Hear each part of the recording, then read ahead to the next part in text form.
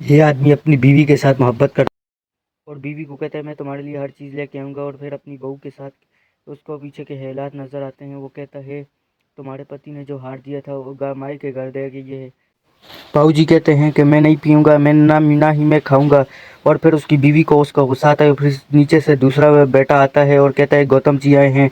और गौतम जी कहते हैं कि रात को आपने बोला था आने के लिए। वो कहता है कौन गौतम, मैं नहीं जानता। उसकी याददाश्त कम हो जाती है और फिर उसको पीछे के हालात नज़र आते हैं। वो कहता है नहीं मैडम जी, मैं नहीं जाऊँगा यहाँ से। वो यहाँ पर वो अपने बेटे की उम्र के लड़के को देखता है। वो अपनी माँ के साथ कहता है कि अपने बाप का पिंडदान करवाने के लिए आए हैं। और फिर वो कहता है कि मैं अपनी बातों में मत बोलो। फिर वो ऊपर पीछे से उसकी बहुएं आ जाती हैं और फिर उसको ले जाती हैं, बाबूजी को ले जाती हैं।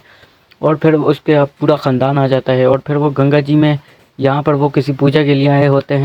वो बाबूजी के बैग बैग निकालता है और फिर बाबूजी से भाग लेता है। वो अपने बेटों को देखता है और आवाज़ें लगाता है गौतम गौतम आ जाओ आ जाओ। वो और फिर उसे छोड़कर चले जाते हैं। और फिर घर आकर अपने बाबूजी की है ये फ़ोटो पर माला लगाता है और कहता है कि और फिर बाबूजी यहाँ पर सदमे में होते हैं। और फिर बाबूजी यहाँ पर रोडों में घूम रहे होते हैं और फिर उनको एक लड़का मिलता है।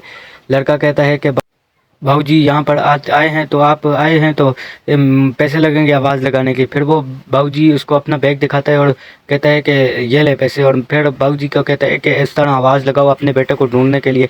फिर वो कहता है इस बटन पर हाथ रखो और फिर आवाज़ लगाओ।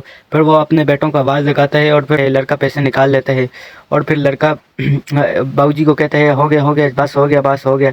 लड़का पैसे निकाल कर फरार हो जाता है और भाऊजी खुश होते हैं कि कहते हैं मेरे बेटे मिल गए।